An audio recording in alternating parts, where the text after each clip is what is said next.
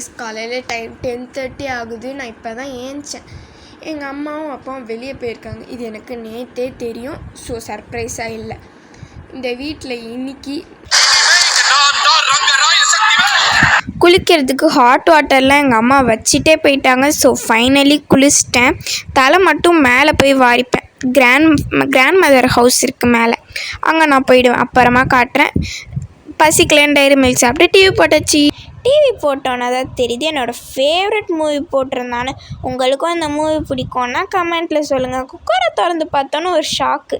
ஏன்னா சாப்பாடே இல்லை. அப்புறம் தான் பார்த்தா ஹாட் பாக்ஸ்லேருந்து இருக்கும் போல். நான் தான் அதை திறந்து பார்த்துட்டேன். என்ன சாப்பாடுன்னு பார்த்தா பிரிஞ்சி இருந்தது.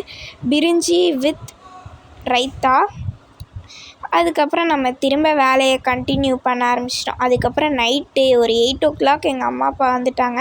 வரையில் சிக்கன் ரோல் வாங்கிட்டு வந்திருந்தாங்க.